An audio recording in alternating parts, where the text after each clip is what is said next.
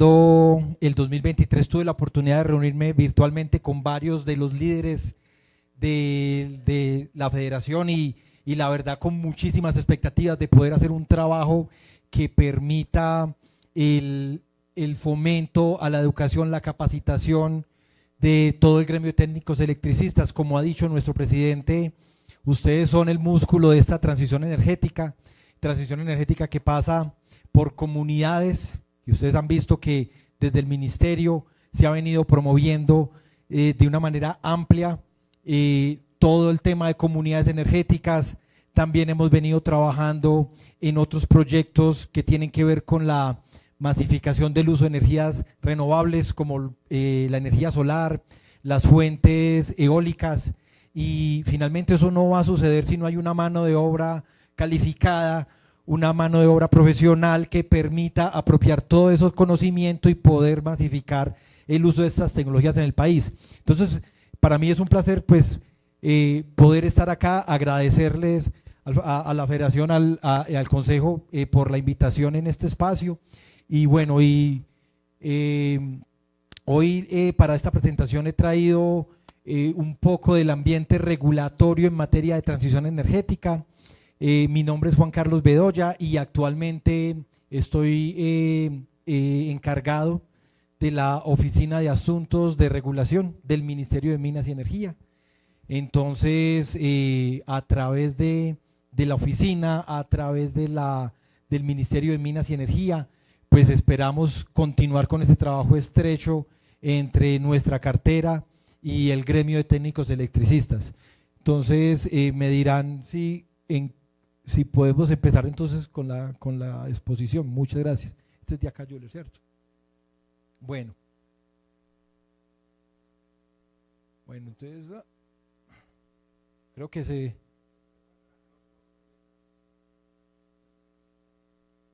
Epa.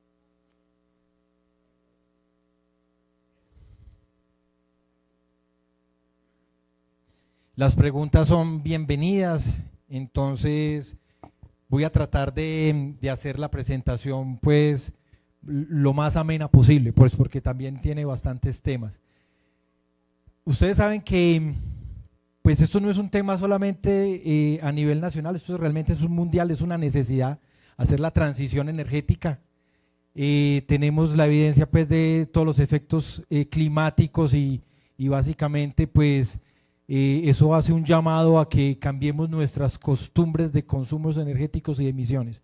En Colombia la transición energética tiene un apellido y ese apellido es una transición energética justa, y en ese sentido de justicia pues es tener en cuenta a la sociedad, a las comunidades. En el país el desarrollo del sector, por lo menos el minero y energético, de alguna manera ha tenido muchas posibilidades de mejora en cuanto a la inclusión de la sociedad en esos proyectos.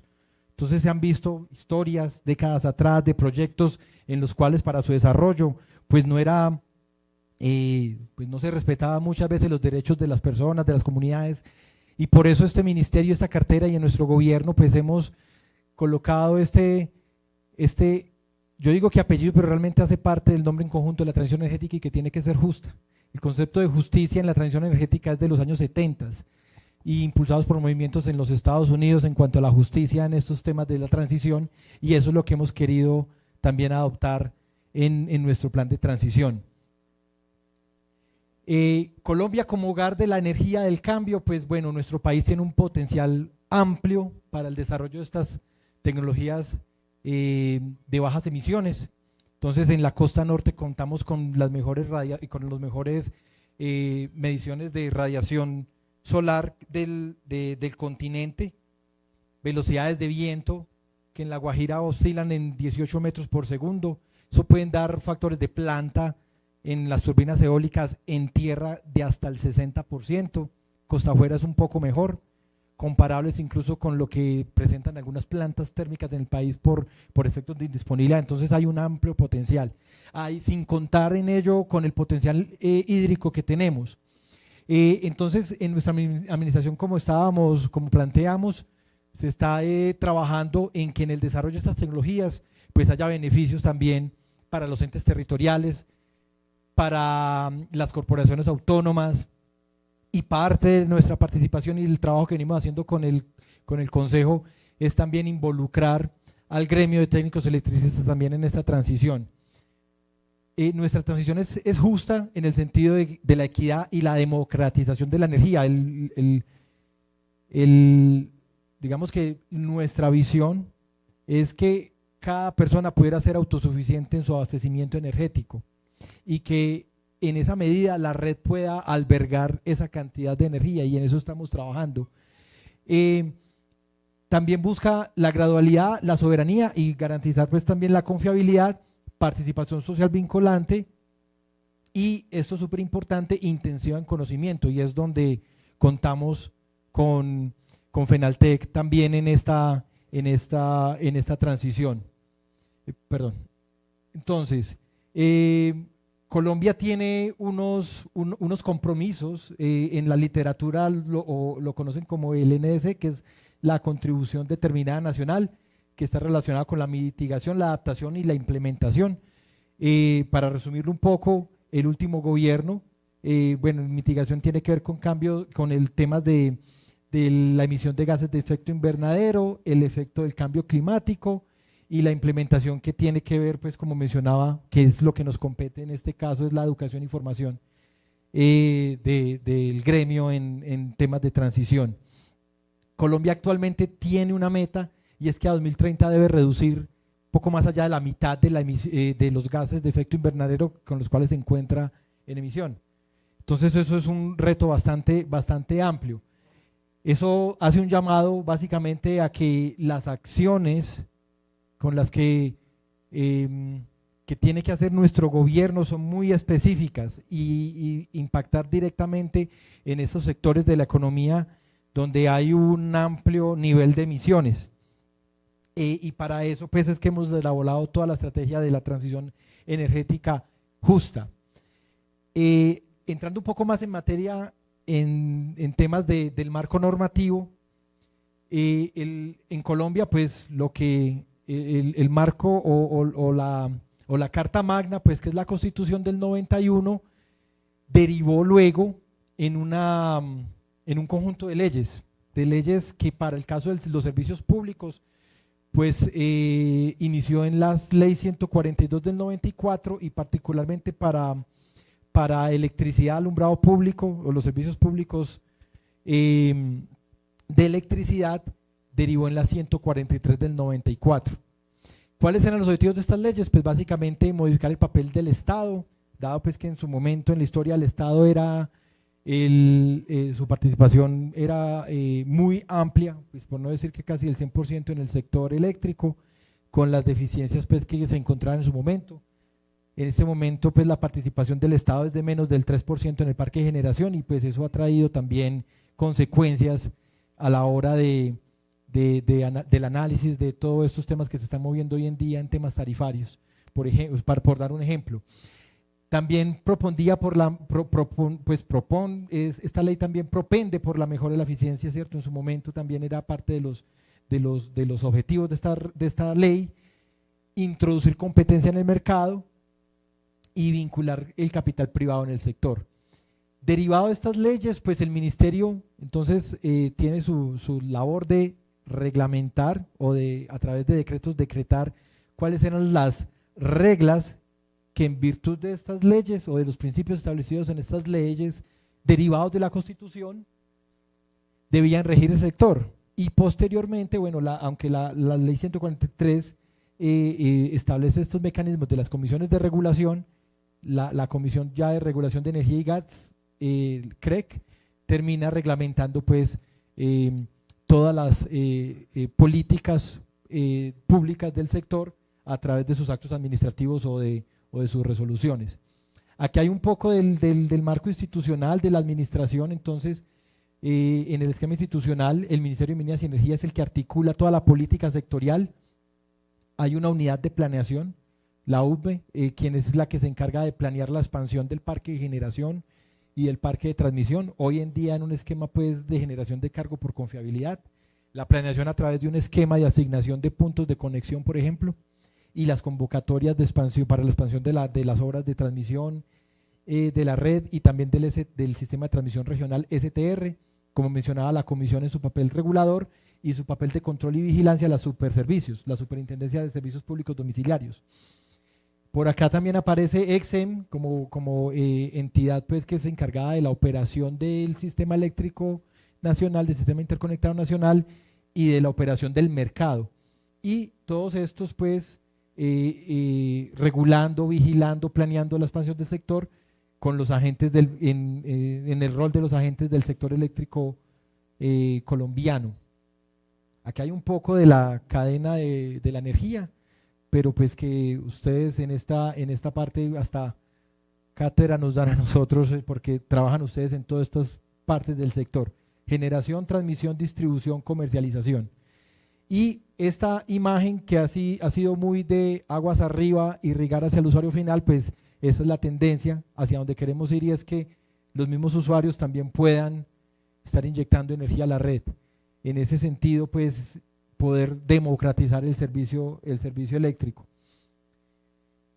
Los habilitadores, por ejemplo, para las fuentes no convencionales de energía renovables. Entonces, cuando hablamos de habilitadores, estamos hablando de qué normas, qué políticas hay que implementar para poder que la masificación de estas tecnologías pueda ser una realidad para el sector eléctrico. Entonces, hay bastante marco normativo y voy a tratar como de hablar un poco de cada uno. Entonces, lo conocen usualmente pues como el PROURE, ¿cierto? Que es el Programa de Uso Racional y Eficiente de Energía Eléctrica.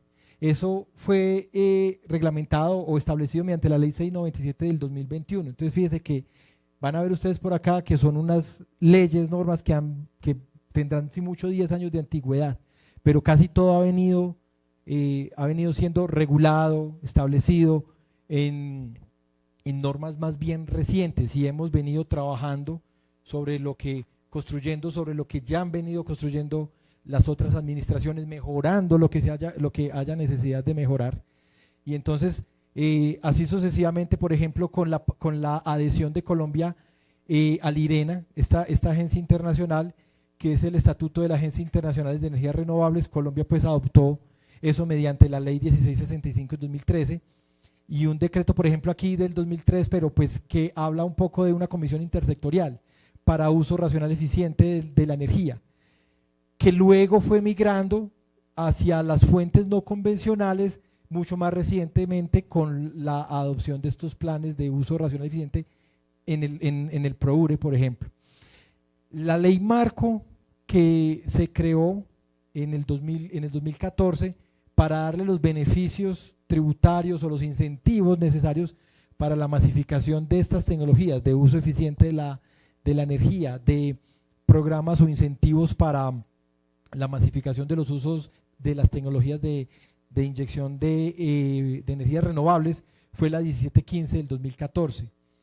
Esta ley ha derivado en varios actos administrativos de la CREG, del mismo ministerio, de la UBME, como por ejemplo la resolución 24 del 2015, que regula la autogeneración a gran escala en el sistema interconectado nacional.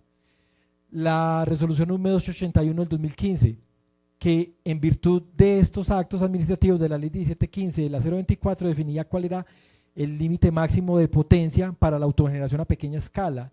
La 1543 del 2007, que reglamentó el FENOGE, por ejemplo. La 15 del 2018, que estableció temas de contratos de respaldo para todos los autogeneradores. En esta, por ejemplo, hay que hacer una revisión bastante amplia por las situaciones y casuísticas que se presentan en los temas de los contratos de conexión. En la resolución del Ministerio 4590, artículo 37, que permitía promover mecanismos de contratación de largo plazo para las energías renovables, y eso fue un poco unas subastas que hizo la cartera del ministerio en la legislación anterior, en 2019 y 2021, por ejemplo.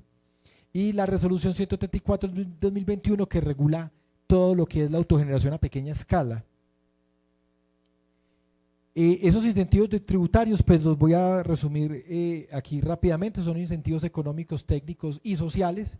Uno es la exclusión de IVA en la compra de los equipos que se van a usar para la implementación de estas tecnologías, exenciones arancelarias, depreciación acelerada. Es una depreciación que usted puede hacer a la hora de hacer declaraciones o declaraciones de renta para este tipo de proyectos, que es una depreciación de 3 años. Y deducción de impuestos de renta termina en estos actos de depreciación acelerada. Nosotros incluso en el mes de febrero de este año, el mes pasado, principios de febrero, pedimos también una resolución, por ejemplo, para ampliar esas coberturas para los sistemas de almacenamiento, con el objetivo de que estas energías renovables, como las solares, que solamente generan durante ciertas horas del día, cuando hay excedentes, pudieran esos excedentes ser almacenados en esos esquemas de baterías. Entonces también hemos extendido esos beneficios a través de la resolución del Ministerio 40042 para que estos beneficios en los esquemas de almacenamiento sean extendidos a los controladores, sistemas SCADA y en aplicaciones de respuesta a la demanda, arbitraje, control de frecuencia y otras aplicaciones pues que aparecen allí estipuladas. Los habilitadores, entonces ya hablamos un poco de habilitadores de FENESER, entonces empecemos un poco a hablar de los habilitadores, por ejemplo, para la autogeneración. Entonces, para la autogeneración, en zonas no interconectadas, todos esos habilitadores están establecidos en la resolución CREC 091 del 2007. Las zonas no interconectadas del país, y eso es algo que hemos venido también trabajando con el Consejo, nos interesa mucho validar con ustedes cuál es esa participación o cuál es esa penetración que tiene FENALTEC en las distintas regiones del país. ¿Por qué razón? Porque cuando los esquemas de comunidades energéticas que ya están rodando, esperamos también que en esas comunidades energéticas que pudieran apoyar las zonas no interconectadas del país, también existan los diferentes técnicos que pudieran apoyar el mantenimiento o lo que en la regulación se conoce como la administración, operación y mantenimiento de esas comunidades. Entonces, ese es un trabajo que debemos realizar y articular la regulación asociada a los esquemas de AOM o de administración, operación y mantenimiento para zonas no interconectadas. La ley 1715, como mencionaba anteriormente, pues que es la que daba todos los beneficios o los incentivos para la integración de estas fuentes de energías renovables. El decreto 2143 terminó reglamentando estos incentivos y resoluciones posteriores de la UDME, como la 40153 del 2019, la regulación de autogeneradores a pequeña escala, la 174 del 2021 y la 038 del 2018, que regula particularmente la autogeneración en zonas no interconectadas. Bueno, también en términos de autogeneración a pequeña escala, pues el marco normativo general que hablábamos, la ley 143, la 175 del 2014, el decreto 348 del 2017, este es también importante tenerlo en cuenta, da lineamientos de gestión eficiente de la energía y los lineamientos para la entrega de excedentes de autogeneración. Cuando aquí en el país los autogeneradores pues en general están pensados para abastecer los consumos propios, pero también para inyectar excedentes a la red. Esos excedentes hoy a la red, dependiendo del tamaño, para el caso de la pequeña escala, se remuneran alrededor de 500 pesos pues, con los costos unitarios de la energía que hay hoy. Y depende pues de valores horarios, por eso es que se hacen requerimientos de medidores bidireccionales y algunos otros elementos.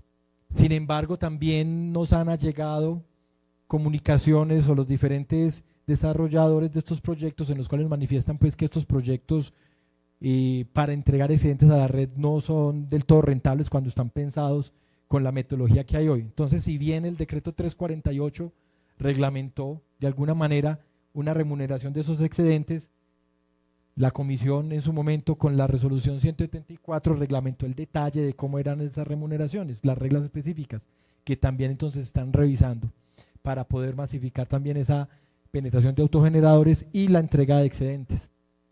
La resolución UME 281 del 2015, que definió cuál era ese límite de potencia para la autogeneración a pequeña escala, la 174 del 2021 que acaba de mencionar, todo lo que tiene que ver con autogeneradores a pequeña escala, los AGPE, regulados aquí en la resolución CRE 134, y la 038-2018, no sé si me había devuelto aquí un poco. Bueno, listo, estas las mencionamos.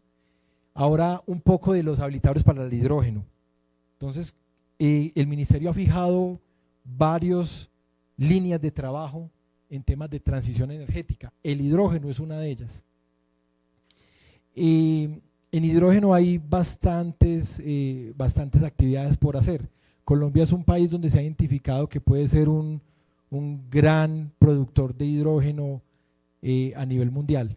Las aplicaciones del hidrógeno pues son bastantes. Por ejemplo, en un futuro se evidencia que el parque térmico del país pudiera de alguna manera migrar al uso de hidrógeno para sus procesos de generación de energía eléctrica. Exportaciones de amoníaco, el hidrógeno pues no tanto como el combustible para generar, sino como un vector de esos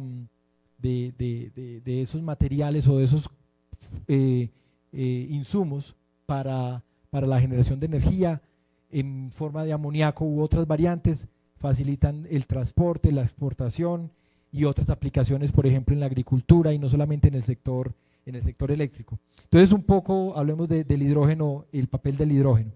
Entonces el hidrógeno verde, y bueno, y hay varias connotaciones de colores. El ministerio, de pronto para simplificarlo un poco, ha venido haciendo esa transición para definir un hidrógeno que sea producido con energías limpias y el restante de actividades. El hidrógeno verde, básicamente el que es producido a partir de fuentes no convencionales de energía renovable. Estas fuentes están catalogadas o contempladas como, por ejemplo, la biomasa, pequeños aprovechamientos hidroeléctricos, la energía eólica, calor geotérmico, solar, mareomotriz, y todas esas fuentes enfocadas en la producción de hidrógeno se consideran como hidrógeno verde. El hidrógeno verde tiene unas particularidades en los mercados internacionales, y es que permiten la emisión de lo que llaman los bonos de carbono.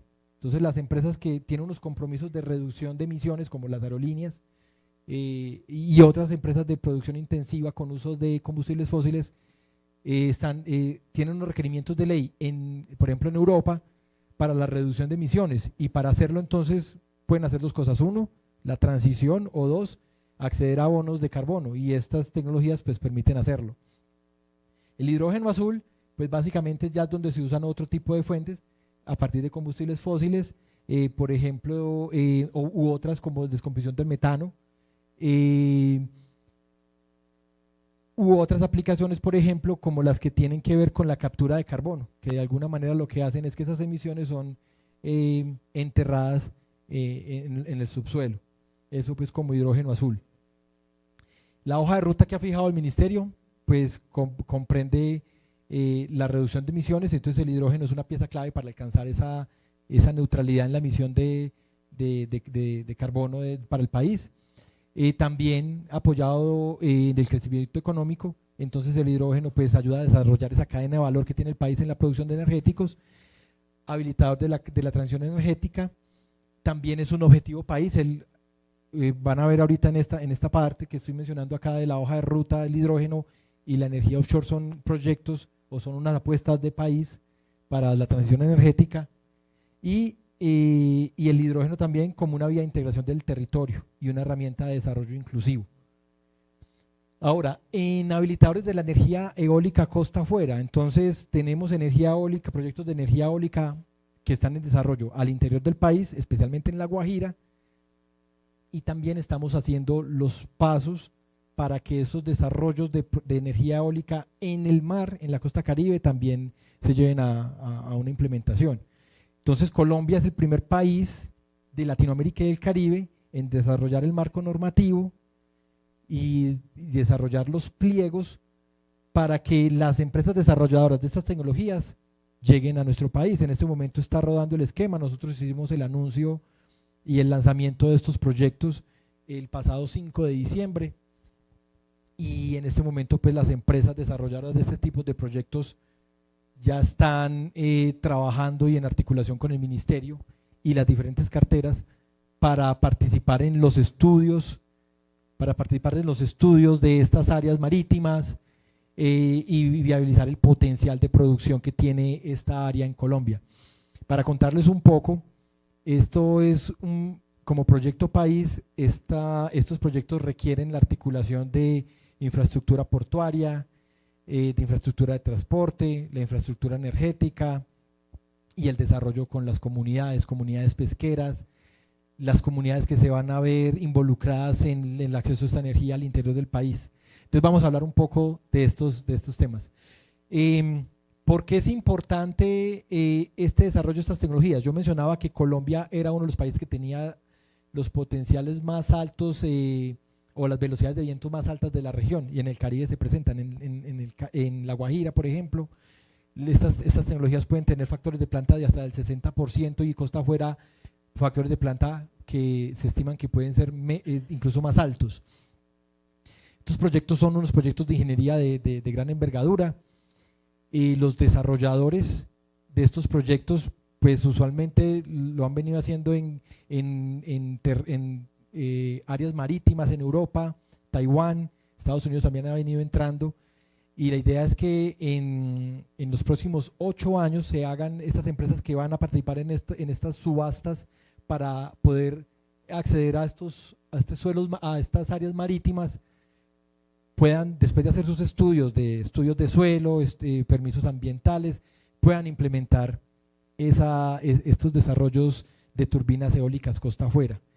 Esto requiere un conocimiento bastante especializado, y ese es un trabajo que en parte de nuestra agenda de trabajo del Ministerio, con el Consejo y también con FENALTEC, queremos que en Colombia la mano de obra especializada para el desarrollo de este tipo de proyectos, no solamente los costa afuera, sino también los que son al interior, pueda ser mano de obra local. Y para eso entonces requerimos unos planes de formación. Afortunadamente el Ministerio, pues hay que mencionarlo, el Ministerio viene siendo apoyado por el Banco Mundial, por otras agencias de cooperación internacionales como las del Reino de UK, Dinamarca, España, por ejemplo, también, y de Países Bajos, por ejemplo. Entonces con ellos estamos tratando de articular los programas de capacitación para el gremio de técnicos electricistas en el país. Entonces estamos iniciando con esos memorandos de entendimiento para que luego podamos traer aquí esa formación al gremio de técnicos electricistas. Bueno, entonces un poco ya hablando del proceso, hay una fase de habilitación. Esa fase de habilitación termina en julio de este año, donde las empresas presentarán su documentación.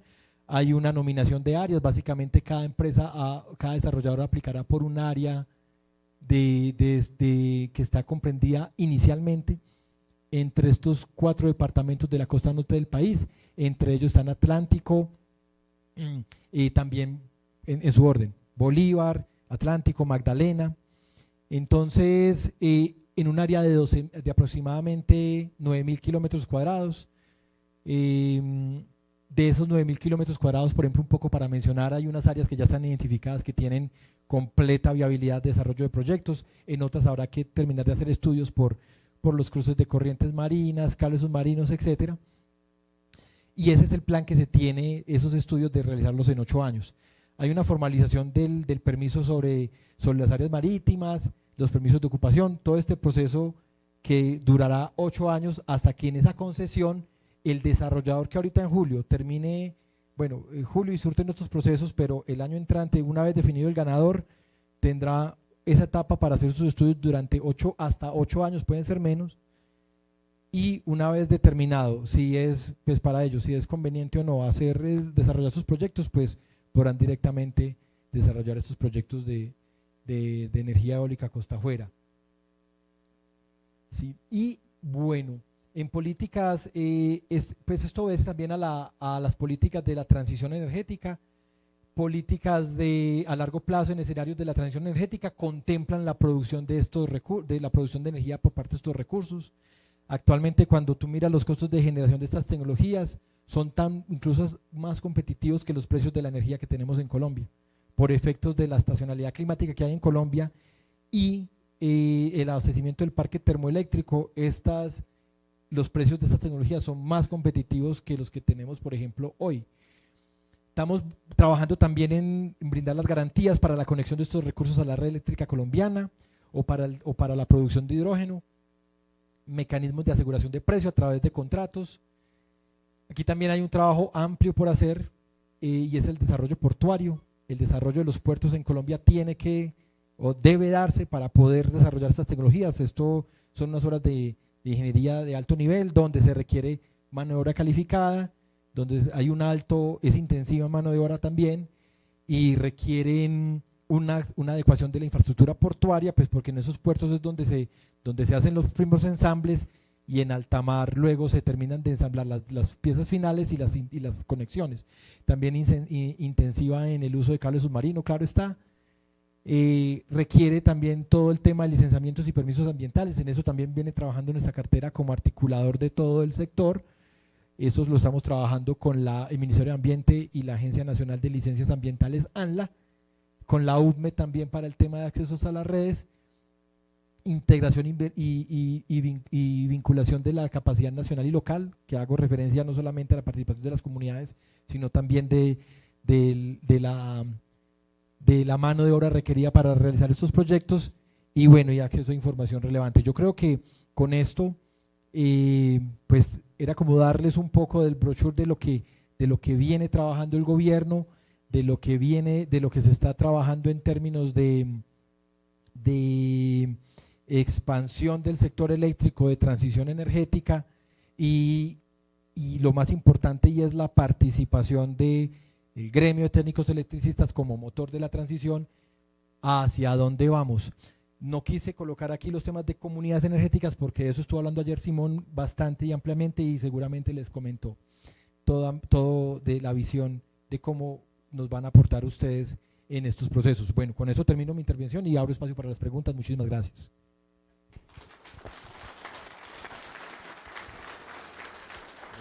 Ingeniero, buenos días. Son dos preguntas. Claro que sí. La primera es, ¿qué recursos económicos tiene el Ministerio de Minas y Energía para capacitar a los técnicos electricistas y a las comunidades energéticas con relación a la instalación y mantenimiento de los proyectos de energías alternativas? Bueno, excelente. Entonces, el Ministerio en este momento está trabajando con las agencias de cooperación, con Banco Mundial, para estructurar esos memorandos de entendimiento. Entonces, como recurso, a través de quienes tienen ese conocimiento, cómo pueden venir a certificar a nuestro gremio en la instalación de este tipo de tecnologías, las comunidades energéticas, energía eólica costa afuera de hidrógeno.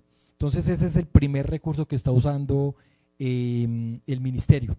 Ahora, en lo que tiene que ver con, por ejemplo, con comunidades energéticas, el ministerio también está contando con recursos. Hay una resolución, la 40257, por ejemplo, del ministerio, que es la que habla de la administración, operación y mantenimiento. Entonces, esperamos hacer los ajustes necesarios en esta resolución. Esta resolución 40257, por ejemplo, contempla unas actividades específicas que deben cumplir las empresas para hacer esas actividades de administración, operación y mantenimiento. Lo que queremos nosotros esta es una resolución que quedó fijada como el 3 de agosto del 2022 y quisiéramos nosotros modificar esas últimas líneas que fijó la administración anterior, modificarlas ¿en qué sentido? En flexibilizar de manera tal que en este tipo de actividades que recaudan recursos monetarios de las zonas no interconectadas, para que puedan acceder también no necesariamente empresas que tengan años de experiencia, sino quienes puedan demostrar que están calificados para hacer esas actividades. Entonces queremos también tener recursos de ese lado. Gracias. ¿Cómo va a asignar el gobierno los proyectos para las comunidades energéticas? ¿Las asociaciones de técnicos electricistas pueden presentar proyectos? Claro que sí. Entonces, en este momento el Ministerio de Minas y Energía ha habilitado en su página web un acceso para que aquellas organizaciones o sociedades organizadas, pequeños nichos, pudieran de alguna manera, organizados de manera comunitaria. Un ejemplo puede ser una cooperativa, ¿cierto? Y que puedan aplicar esos proyectos. Actualmente, bueno, la meta de gobierno es tener 20.000 comunidades energéticas instaladas y en operación para finalizando esta legislatura. Creo que el dato, si mal no recuerdo, esta semana iba en un poco más de 13.000 comunidades, si mal no recuerdo, y entonces el gremio de técnicos electricistas, en cualquier espacio donde ustedes identifiquen que pueden organizar terreno, organizar un parque de generación para viabilizar o abastecer las necesidades de un grupo comunitario, pues lo pueden aplicar. ¿El ministerio de dónde planea obtener estos recursos? Parte de las tareas que tiene el ministerio en este momento y las coyunturas tarifarias que ustedes han visto en medios, estamos apostándole a que reducciones de pérdidas, a la democratización de la energía pasa por estos proyectos comunitarios. Es decir, en la medida en que el usuario pueda ser autosuficiente en su producción energética, pues cada vez va desligándose más de las compañías o de las necesidades o de los precios del mercado, todas las vicisitudes que presenta el sector y que ha presentado hoy en día. Entonces, ¿quiénes son los llamados a impulsar y poder desarrollar ese tipo de infraestructuras? El gremio de técnicos electricistas nos pueden ayudar bastante a identificarlos y al desarrollo de los mismos. El desarrollo de las comunidades no va a suceder únicamente de la mano del gobierno. Esto se hace no solo el gobierno, sino también con las comunidades, con los gremios, con las empresas. Y ustedes que conocen bien el sector, las instalaciones de baja, de media tensión, pues son los que más nos pueden ayudar a identificar a veces, por ejemplo, no sé si les comentaba Simón, esas infraestructuras, esas debilidades que hay en la red que pueden ser solucionadas con comunidades. Entonces, más que cómo lo tiene contemplado el ministerio, es realmente cómo en conjunto sacamos estos proyectos adelante.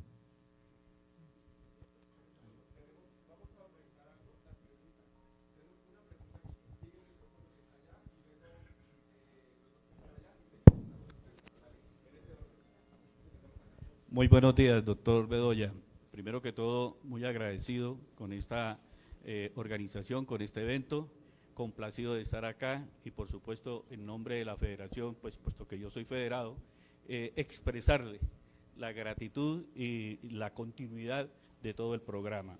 Hay algo que es muy relevante en este momento y es de que si bien es cierto la ley 143 de alguna manera potencializó el sector eléctrico en Colombia al permitir la privatización, también es cierto que en el programa de democratización que se está haciendo con la transición energética, los grandes conglomerados de la generación no se van a quedar ahí esperando que todo su negocio se derrumbe y que las comunidades energéticas, por ejemplo, que nuestro presidente decretó el mes de diciembre, vayan surgiendo. Eso es una lógica matemática y entonces aquí vienen dos aspectos importantes. La primera, hay unos recursos que usted nos los acaba de manifestar vía internacional canalizados a través del ministerio que de alguna manera van hacia la mitigación y todo lo que tiene que ver con la transición. Los territorios, aquí vemos, o hay conmigo, 42 organizaciones a lo ancho y largo del país en donde hay unos entes territoriales de los cuales pues usted ya nos acaba de decir que cada una de las asociaciones puede gestionar directamente con el ministerio, por ejemplo en el caso de la federación a través del memorando de entendimiento y demás cosas, pero el tema de la financiación, hasta dónde verdaderamente es posible y si de pronto el Banco Agrario, no sé, si tenga alguna incidencia dentro de esa implementación. Entonces, dos situaciones básicas, financiación y cómo queda el tema de las entidades territoriales, los alcaldes municipales. Hay muchos alcaldes, y aquí tenemos que decirnos la verdad, hay muchos alcaldes que no le van a copiar al gobierno nacional, ¿sí? Entonces, ¿cómo es que vamos a poder sacar adelante exitosamente frente a la economía popular la transición energética. Muchas gracias nuevamente, doctor Bedoya.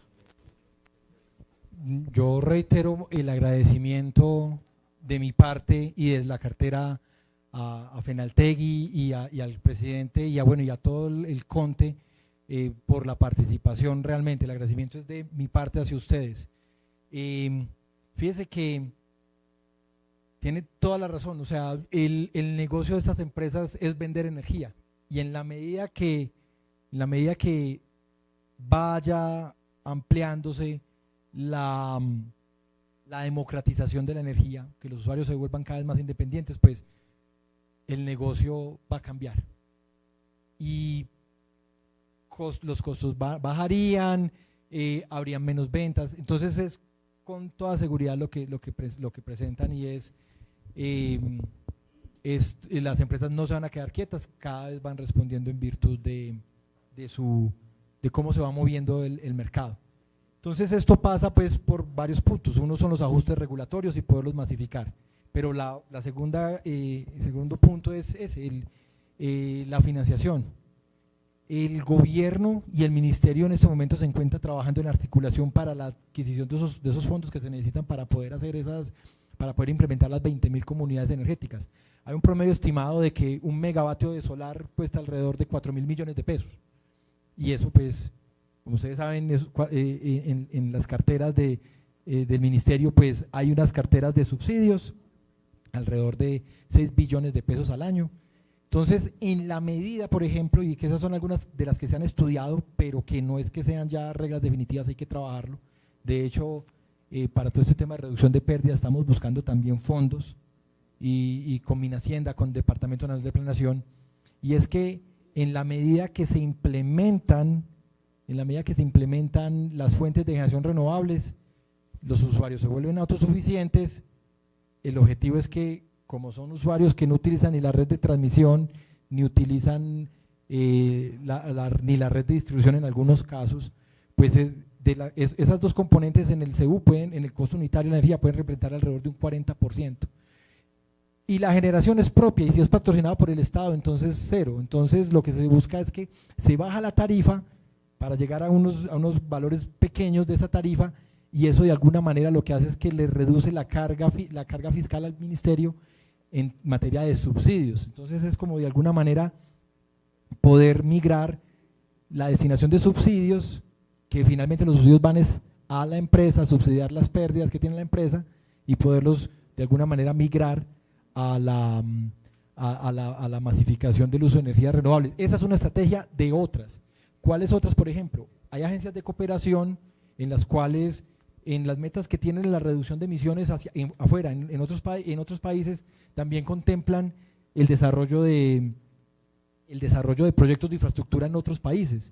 Entonces, por ejemplo, con UK, con el Reino Unido, se ha venido también articulando, trabajando en esa línea, buscar recursos para implementación de proyectos en el país. Y bueno, digamos que fondos pueden haber. Ahora, hay que trabajar para poder que esos fondos, para que esos dineros puedan no solamente ser adquiridos, sino que puedan ser usados de manera eficiente. Y bueno, eso como un poco de lo que ha venido trabajando el ministerio en esa materia.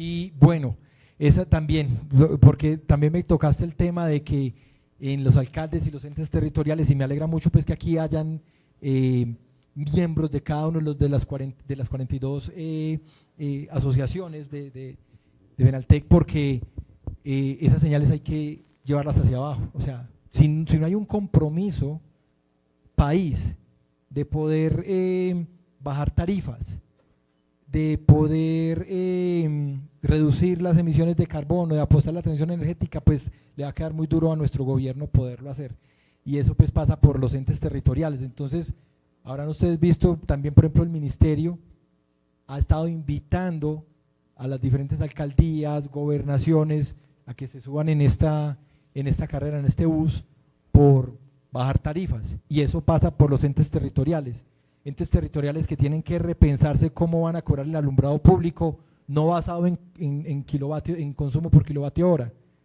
Entonces, bueno, eso también tiene que ser un trabajo que hay que hacer con las comunidades, con los entes territoriales. Y también aprovecho para echar la cuña, y es, ustedes que también trabajan directamente con estas administraciones, poderles contar a ellos, vea, aquí hay un ministerio que está tratando de trabajar en esta línea, los entes territoriales reciben regalías, pues que también nos ayuden un poco en estas tareas.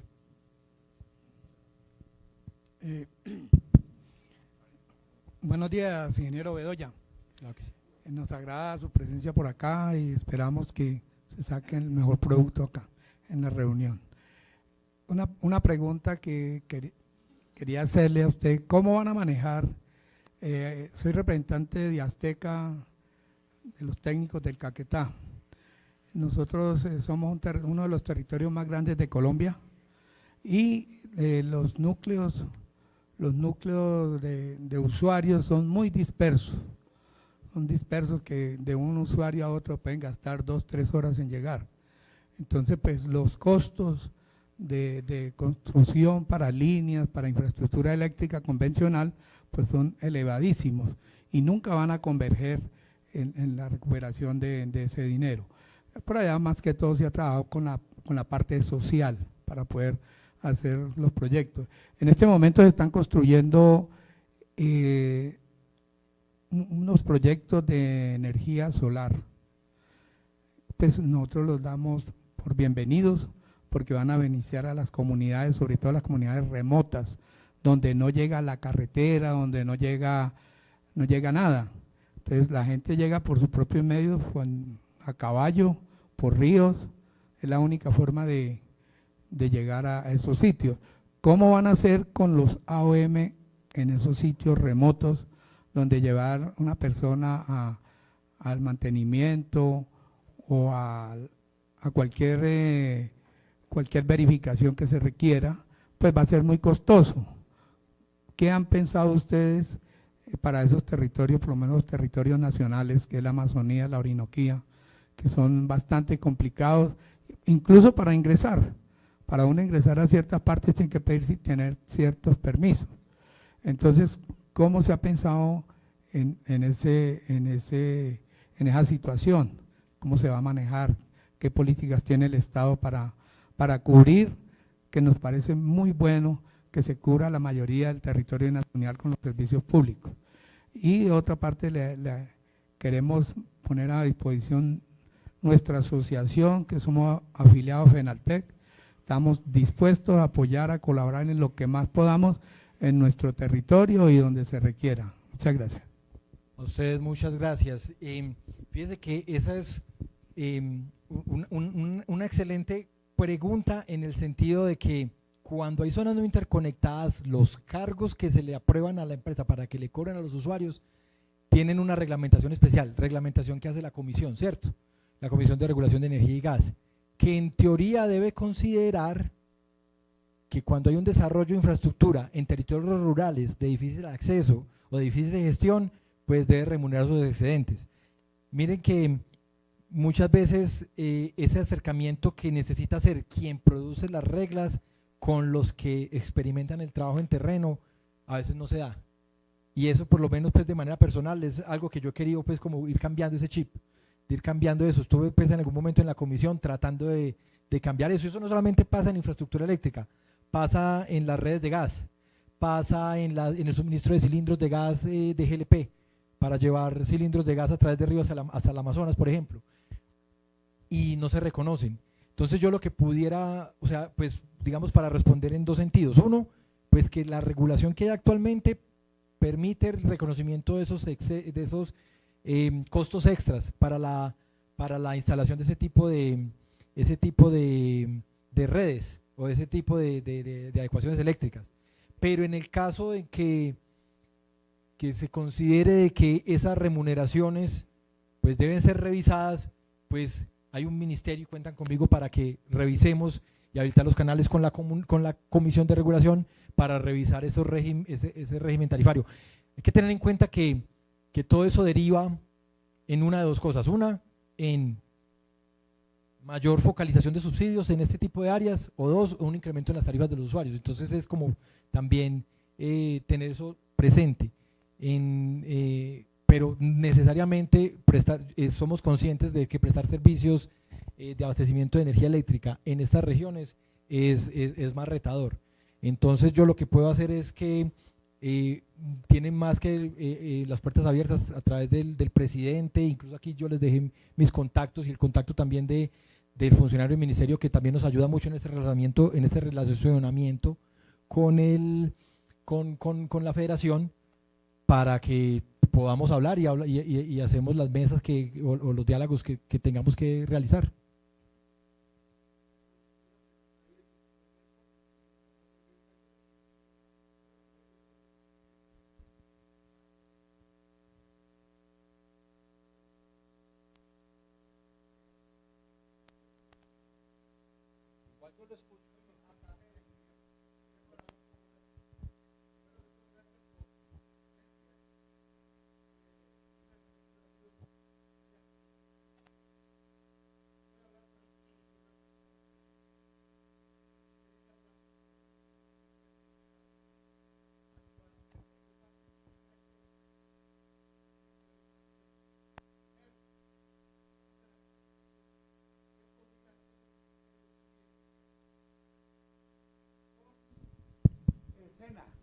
De las diferentes regiones, para que se tengan en cuenta a las asociaciones, dado que el Estado dice que serían las asociaciones quienes harían el enlace, y somos nosotros, en cada departamento quien conoce cada municipio, y tenemos personas de los municipios que pertenecen a las asociaciones. Nosotros seríamos el enlace para todo el proceso de estas energías alternativas que tiene el Estado. Y si quieren darnos a nosotros la oportunidad, ustedes tienen que engrosarnos esa oportunidad, amarrarla. ¿De qué manera? Prestándonos atención en la capacitación, no en la capacitación de 1 a 8 o 10 horas, no, es una formación mínima de 240 horas, donde el técnico que ya tiene el conocimiento, la formación en la parte de la electrotecnia, adquiera el otro conocimiento y pueda realizar todo lo que tenga. De allí se desprende lo de la mano de obra local, para que salgamos de este enredo que tenemos, para que estas asociaciones puedan salir adelante. Ahora, ¿qué puede hacer el Ministerio de Minas con el SENA? Mire que hay lo siguiente, ingeniero, y usted lo sabe y todos lo sabemos. La normatividad va por un lado, la academia va por otro lado, y no hay una simbiosis para que todos trabajemos mancomunadamente. Las asociaciones en este momento difícilmente pueden entrar al SENA. Sí, lo dan 80 horas. La Costa Caribe, con todo el respeto que se merecen los compañeros, hemos formado como especie de una empresa. Llevamos 2 años de estar trabajando con todos los proyectos que vienen y nos dirigimos a los SENA y va para todas las asociaciones. Enviamos un documento al SENA donde como gremio estamos por encima de mucho para capacitarnos. Está bien que capaciten a todas las personas, todos tenemos derecho a la educación, pero las asociaciones son el pilar de todo técnico electricista o en cualquier tipo de área que salga, porque nosotros lo apoyamos. Entonces, ese apoyo vendría de allí.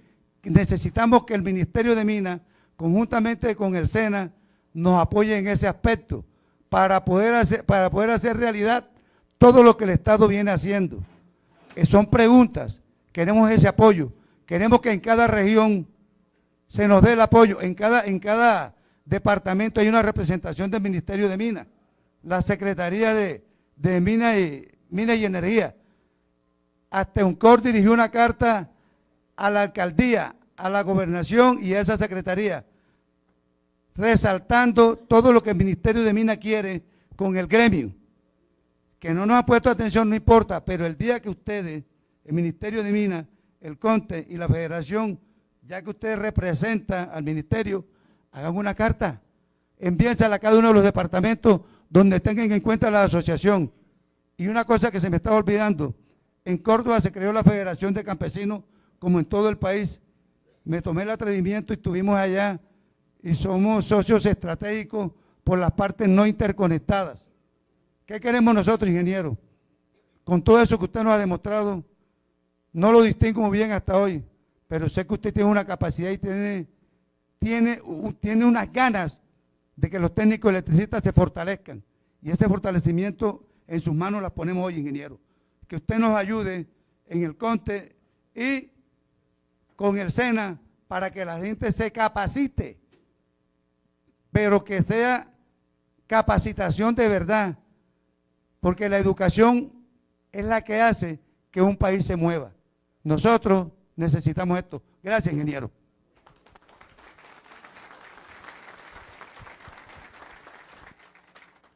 No, gracias al señor Alberto, no, totalmente de acuerdo. No, presidente, no conozco pues bien la situación de que a través del SENA y no permitan que sea, pues, o sea, no sé si es que entiendo de lo que me dice el señor Alberto, es que al acercarse las asociaciones al SENA no se permite entonces que no.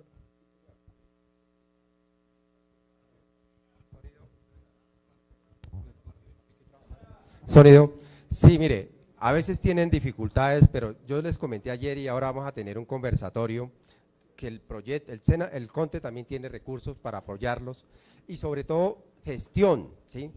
Desde la presidencia del CONTE, con el apoyo de todos los consejeros, nosotros vamos a ir territorialmente a los SENAs. Ayer estuvo el SENA acá en varias conferencias, el ingeniero Pedro, que es el subdirector, se comprometió a hacer formación de calidad. Nosotros tenemos que presentar esos grupos cerrados para que les puedan dar esa formación de calidad en la intensidad horaria que ustedes requieren, ¿sí? Entonces, por eso no se preocupen, el CONTE también apalancará algunos recursos que se requieran. Yo les dije ayer, vamos a formar unos especialistas en energías renovables, vamos a traer de las diferentes regiones dos técnicos electricistas que tengan la capacidad también de transmitir conocimientos, ¿sí? Ojalá que fueran instructores del SENA, ¿sí?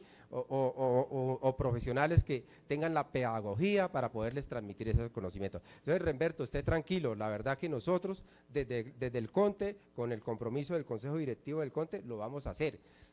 Hay una agenda bien importante que ahora más tarde se las voy a comentar, de ir a conseguir recursos con las cámaras de comercio. La semana entrante voy a estar en una correría por allá por toda Ibagué, Risaralda, tratando de conseguir recursos para capacitación con la Cámara Colombo-Alemana. Entonces, no se preocupen por eso, eso lo vamos a lograr. Yo sé que tenemos el apoyo del ministerio, pero no podemos dejar en el ministerio todas las tareas. Nosotros mismos tenemos que hacer tareas, tienen que ayudarme a que las tareas se puedan realizar ustedes en sus diferentes territorios. Hasta ahí la respuesta, Remberto.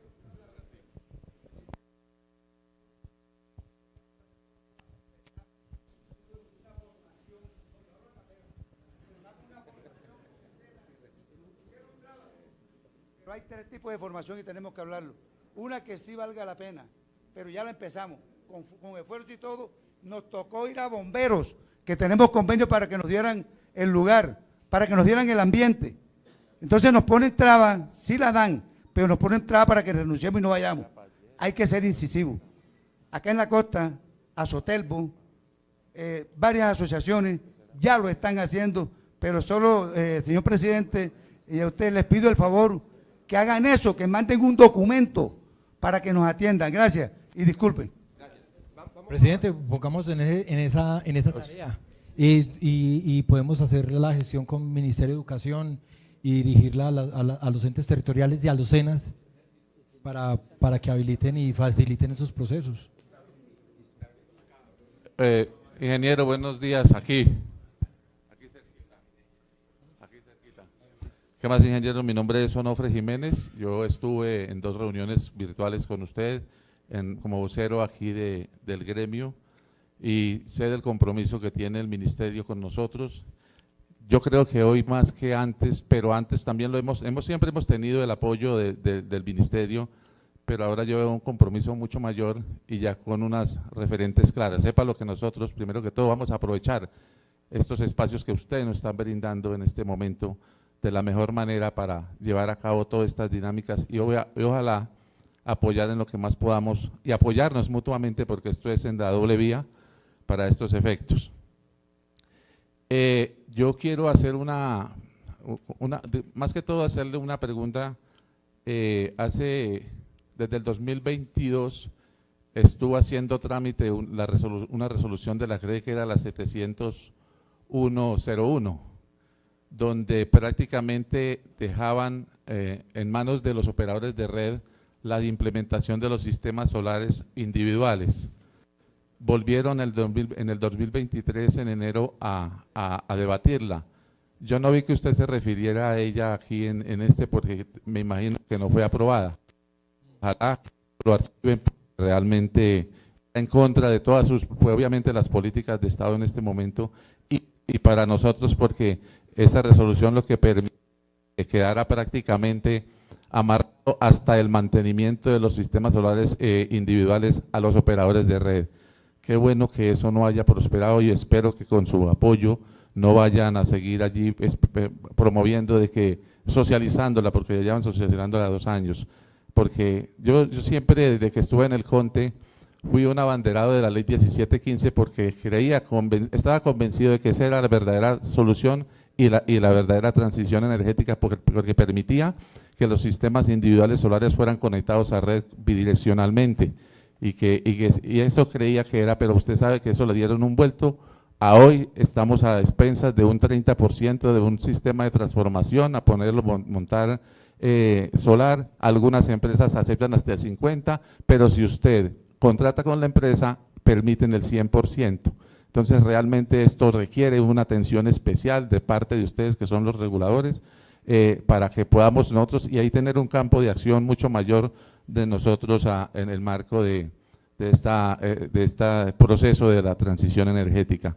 Yo vengo de una zona, ingeniero, que estamos rodeados de energía, pero pagamos las más altas tarifas.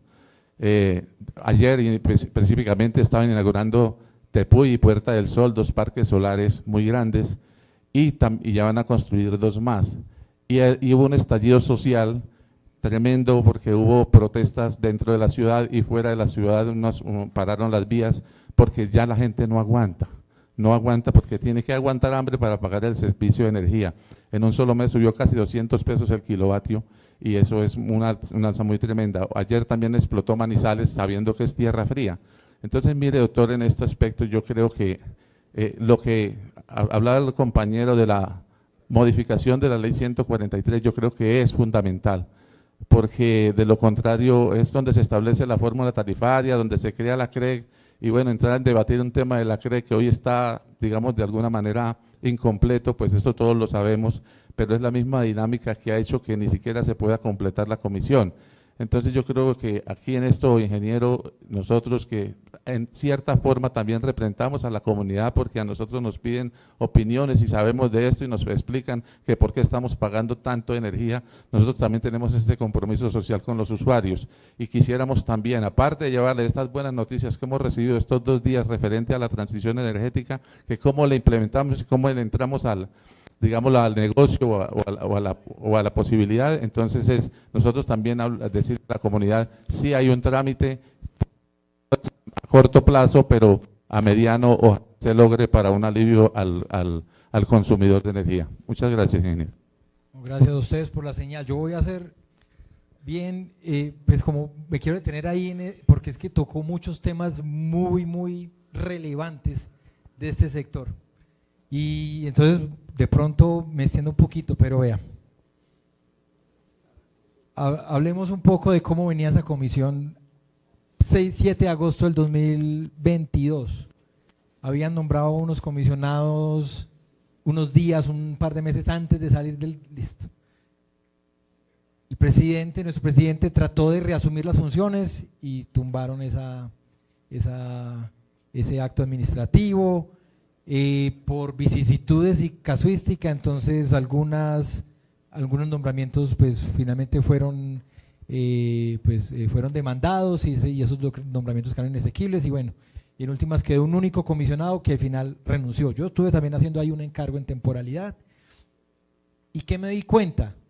Tal cual lo que usted dice, hay unas resoluciones, no sabe uno exactamente si es, yo prefería pensar que es de pronto que desde el punto de vista técnico se mira mucho lo técnico y se ignora el contexto social, y ese contexto social es que finalmente entonces quedan ese tipo de cosas, que no se vigila, por ejemplo, o no se da cuenta de que Finalmente, cuando es un independiente el que quiere entrar a colocar su proyecto de autogeneración, le colocan todas las trabas del mundo. Entonces se trata de hacer una regulación que evite eso. Entonces, bueno, se trata o no se trata a veces, ni se mira. Resoluciones que de alguna manera que hacen que esas actividades de administración, operación y mantenimiento que focalizada en 4 o 5 empresas del país. Y entonces uno dice, bueno, ¿y a qué horas le van a dar la participación al resto? Si la regulación está como siempre bueno, corrijo esas palabras, no me gusta usar palabras como totalitarias, que siempre o no, que usualmente tratan siempre de sectorizar, de control, de focalizar el poder en ciertos focos. Entonces, lo que estamos buscando, y yo lo pues, permítanme lo colocar en esos términos, si no lo hacemos en esta administración, va a ser muy retador hacerlo en otra que se venga. Esas señales que ustedes nos dan, pues primero nos sirven mucho. Cualquier momento que ustedes signifiquen, vea, esta regla, ministerio de CREC, va a ocasionar esto y lo otro. Nos gusta mucho que en el gremio también hayan técnicos que estén pendientes de la regulación, pues porque finalmente son ustedes los que se dan cuenta del trabajo en el día a día. Vuelvo y repito, uno no sabe cómo a veces sale una regulación que uno dice, bueno, fue madre, Dios mío, ¿esto cómo fue que salió así? Que no se dan cuenta que esto lo que les hace es cerrar las puertas a los pequeños empresarios, que eso va a caer en manos siempre de los mismos. Listo, eso como una primera instancia. Ahora, en el tema tarifario, toda la razón. O sea, en esas regiones siempre uno piensa en la costa, y la verdad, para uno tener una vida digna en la costa, necesita refrigeración, obligatoriamente. O sea, yo les pregunto, alce la mano el que haya ido a la costa por la razón que haya sido y no le haya tocado prender aire acondicionado por necesidad. Yo pues tengo, o sea, yo no puedo decir, a mí me toca, pues yo soy pues estoy radicado en Medellín, trabajo pues acá de lunes a viernes, toda la cosa, pero les digo que en la costa yo no sé, o sea, necesitan un consumo de refrigeración. Y es esa tarea de este gobierno garantizar una vida digna a esta población. Y no solamente en la costa, sino que es que se nos olvida también que hay ciudades que están en las laderas de los ríos que también tienen exactamente la misma dificultad y peor, porque al menos no hay brisa. Entonces, es un reto que tenemos. Hoy en día el kilovatio hora se nos pegó una trepada y yo no quiero pues como hablar de cosas anteriores, pero ustedes han escuchado ya estos mismos argumentos, que los saldos de opción tarifaria, durante pandemia se congeló la tarifa y eso hoy en día repercutió en la tarifa, el fenómeno del niño, y eso que este gobierno, coloquemos esos términos, vea, absolutamente en todos los fenómenos del niño que ha habido, los precios se han trepado a más de 1.000 pesos el kilovatio. El último niño de 2015-16 tuvo precios en la bolsa de 3.000 pesos, 3.000 pesos de esa época, y ahorita nosotros logramos que se controlaran los precios y no han subido más de 600 pesos en la bolsa. Hay unos contratos que han garantizado pues que el precio que pague el usuario final de una componente sea como alrededor de 350, en la costa 370 pesos, pero aún así sigue siendo alto. ¿Pero por qué? Porque entonces estamos pagando distribución, transmisión, pérdidas, comercialización, restricciones. Entonces se nos vuelve como un reto a resolver, y es, uno, bajar la tarifa. Pero entonces si tú bajas la tarifa, también tienes que pegarle al consumo. ¿Y cómo le pegas al consumo? Entonces necesariamente tiene que buscar que el usuario pueda abastecer ese consumo. Y entonces por eso la estrategia que ha adoptado esta cartera es, sí, está bien, vamos a buscar los recursos para tener una solución ya, una solución de muy, muy corto plazo. De hecho, yo tengo que estar ahorita en una reunión a las 11, sí, ya iba para eso, precisamente para eso. Pero la segunda es, en el corto plazo, cómo llevar resoluciones energéticas a los usuarios para que puedan alimentar sus sistemas de refrigeración, para que los equipos de refrigeración sean equipos eficientes. Nos ha pasado también que muchas veces, entonces, cuando hay usuarios en estrato 1, estrato 2, lo que hacen es que, digamos, reusan equipos de refrigeración que ya son viejitos y entonces tienen consumos de energía bastante altos y entonces, claro, terminan más afectados todavía. ¿Por qué razón? Pues porque para poder tener un sistema de refrigeración y no solamente el ventilador, el abanico, pues le ponen allá un equipo que es súper ineficiente, entonces lo termina desafectando en tarifas. Entonces, tenemos todo eso por resolver, estamos trabajando en eso, buscar los recursos para una solución inmediata y buscar cómo resolver el tema. Estamos viendo cómo enfocarnos un poco por el lado de las pérdidas, de cómo focalizar generación para reducir pérdidas y con eso pues esperar que la tarifa pueda reducirse hasta en 300 pesos. Sí.